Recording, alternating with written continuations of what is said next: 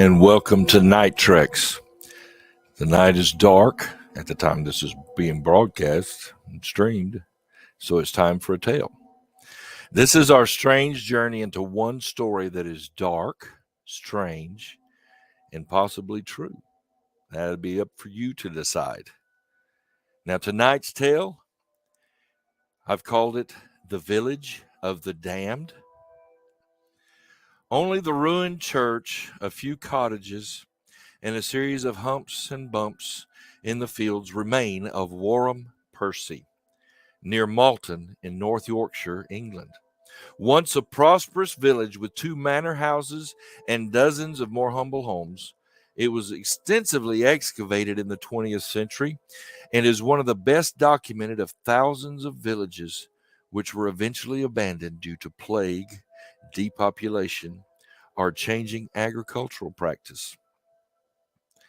Now, this is what it looked like in the day, possibly in the 10th and 12th centuries. But this is what you see today in Warrem-Percy. The site is now in the care of Historic England. Although only the ruined church is easily visible above the ground, much more of the village layout can be seen in the surrounding fields.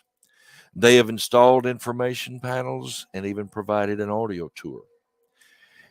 In 2002, they undertook an archaeological investigation and analytical field survey, a study of sizable collection of human skeletal remains were excavated from the churchyard of the deserted village. They published it in 2004, and it reveals details of disease, diet, and death in this rural medieval community.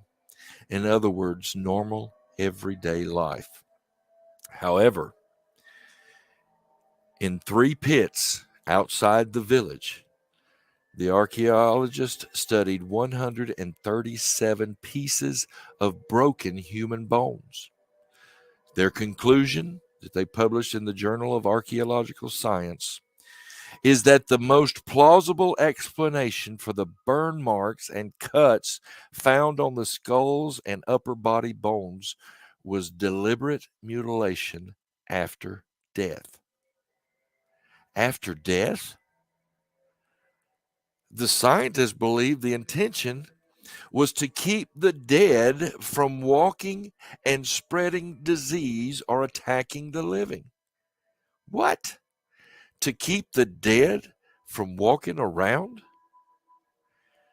Simon Mays, a skeletal biologist with Historic England, said the idea that the Warrem-Percy bones are the remains of corpses burned and dismembered to stop them from walking from their graves seems to fit the evidence best. If we are right, then this is the first good archaeological evidence we have for such a practice. It shows us the dark side of medieval beliefs and provides a graphic reminder of how different those beliefs were from our own.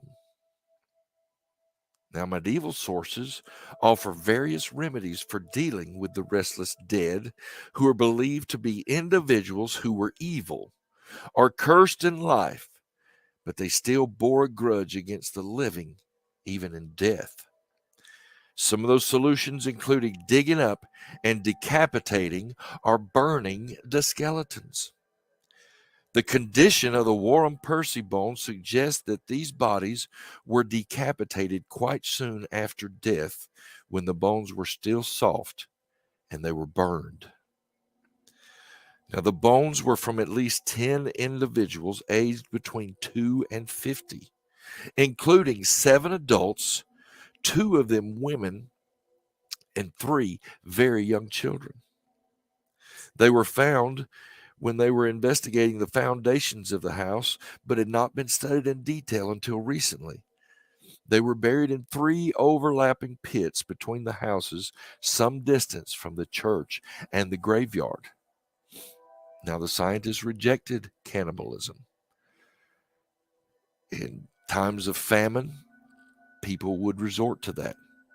But cannibalism would show a decapitation typically at joints at the neck and shoulder joints, but not clustered around the head.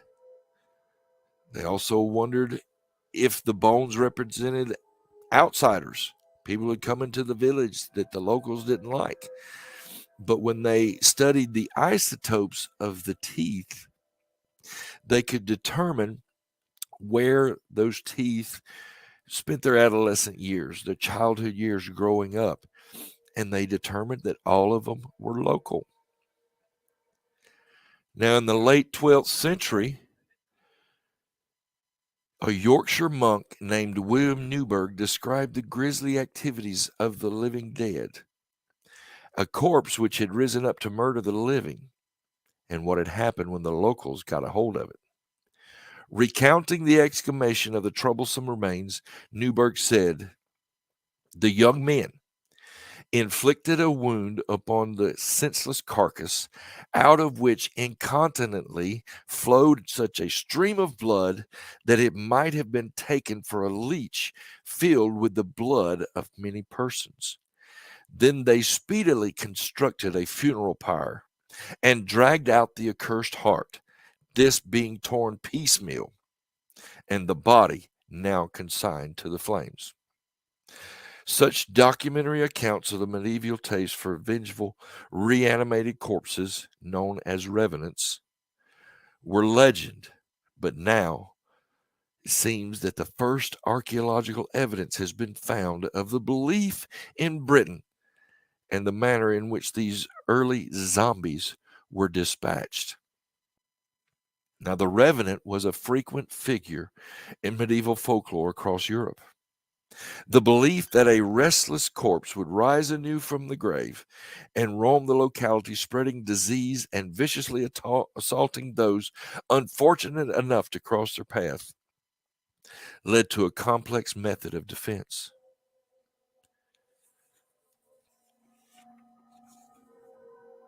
These are some of the bones. Oh, I'm sorry. That's an overview of the locality and where the pits were found down in the lower left. These are some of the bones that were mutilated.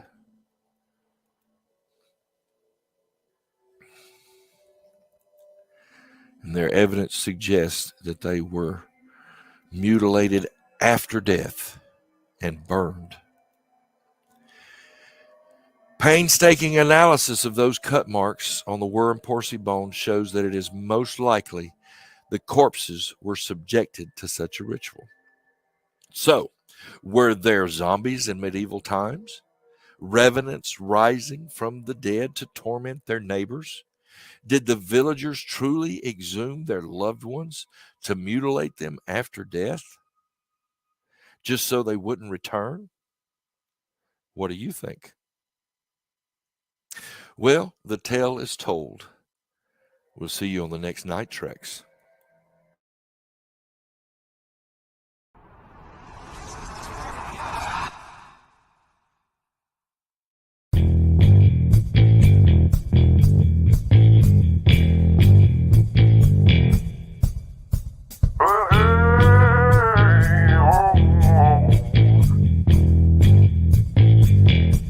Night Treks.